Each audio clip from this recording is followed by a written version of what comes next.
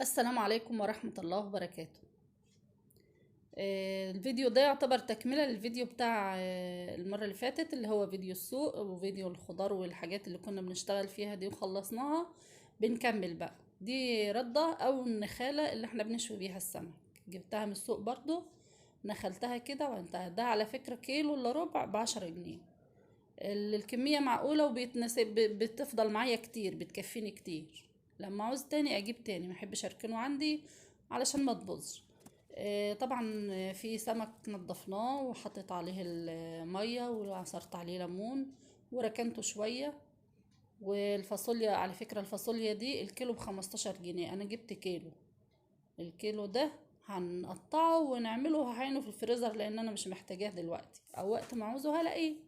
قطعت فيها شوية وقلنا نعمل الغدا الأول. ركنت الفاصوليا وبدأت أجهز في الغدا. جبت البصل ده قشرته و ونحب انا اجهز بقى كل حاجة كده، وبعدين اروح على البوتاجاز نعمل كل الشغل مرة واحدة. هنسيب البصل ونعمل بقى التتبيلة بتاعت السمك الأول، علشان ياخد ويدي كده في التتبيلة شوية، وبعدين نقليه.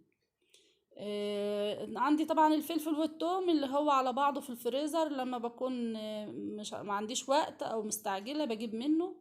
ادي الفلفل والثوم، حطيت عليهم ليمون وحطيت عليهم شويه كمون وحطيت عليهم زعتر. وخلاص كده، وبدات اتبل السمك لما يكون كبير شويه تعملي فيه فتحات من بره كده، وتدخلي التتبيله بين الفتحات في اللحم بتاع السمك. بيشرب من التتبيله ويبقى طعمه حلو وجميل. عملنا كده طبعا. انا تبلت السمك وعملت له فتحات وحطيت فيها التتبيله. خلصنا كده، هنركنه بقى، نسيبه شويه في التتبيله.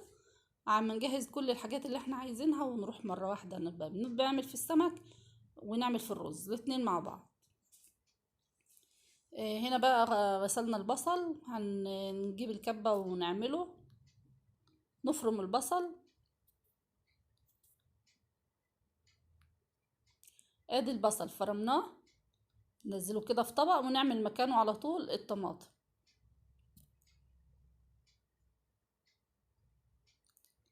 برضو هنفرم الطماطم ونجهز برضو كل اللي احنا عايزينه، هنجهزه كله مرة واحدة. ادي الطماطم كده جاهزة. الرز كمان اللي هنعمله نغسله وننقعه وهنسيبه شوية.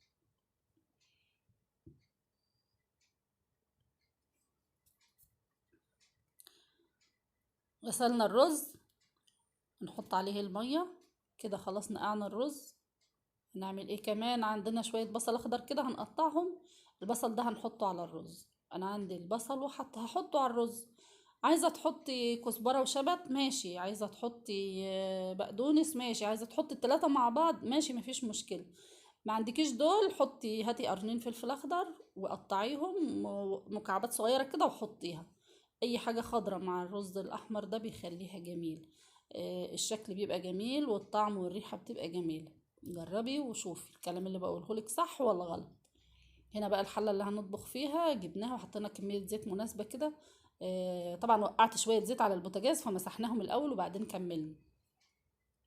هتحطي البصل تديه تقليبة كده واحدة ولا تقليبتين كده، وبعدين هتحطي الملح والتوابل. حطينا الملح، ملح وكمون وشوية فلفل اسود و اسمه ايه، وبابريكا و... وقرفة وزنجبيل وخلاص. قلبناهم كمان تقليبة وحطينا الطماطم. هنسيبهم بقى يتسبكوا وهنبدأ نعمل السمك. هنا هنحط الزيت اللي هنعمل فيه السمك. هنجيب طبق حلو كده نحط فيه الدقيق اللي انت متبلاه، او دايما انا عندي الدقيق ببقى متبلاه ومجهزاه كده، خلاص واعمل غيره. شوية الدقيق بتحطي عليهم معلقتين نشا او معلقة نشا، وتحطي عليهم شوية التوابل اللي انت عايزاها، ملح فلفل كمون كزبرة، اي حاجة اللي انت عايزاها تحطيها. عملنا السمك في الدقيق كده وهنبدأ نحطه بقى ونقليه. اهو شفت الصلصة اتسبكت، حطينا عليها البصل تقليبة واحدة ونحط معاها الرز على طول.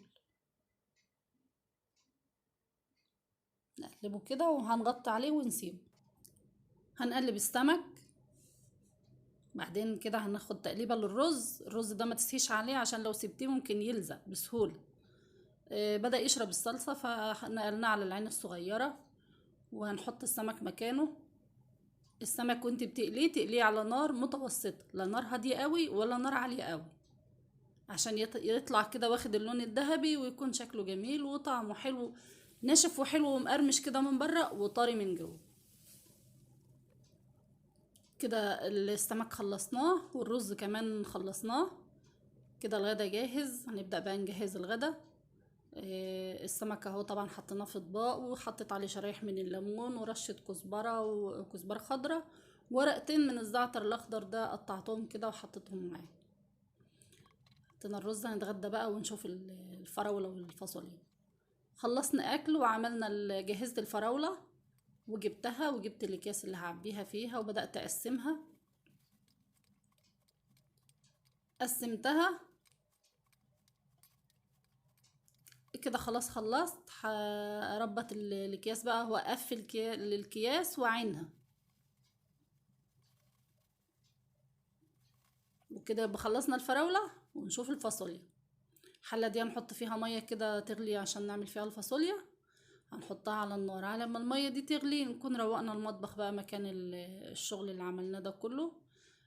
كيس طبعا جمعت فيه كل المخلفات اللي عملناها، اللي طلعت من الخضار والغسيل والكلام ده كله. خلاص كده الكيس مهمته انتهت، هنرميه في الزبالة.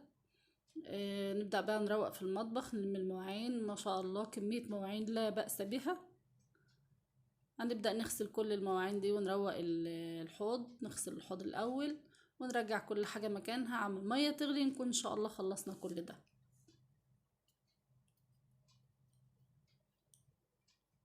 صحيح المواعين كتير بس خلاص كده خلصنا كل حاجة، انجزنا.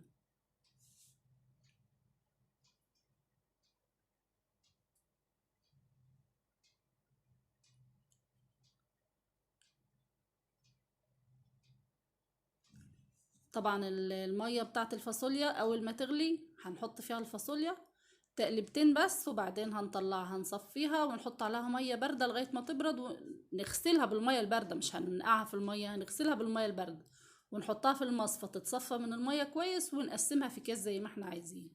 طبعا ده كيلو، انا قسمته في كيسين. كده خلاص خلصنا الفاصوليا، وهنقفل الكيس ونعينها ونغسل الحلة، وكده الحمد لله خلاص.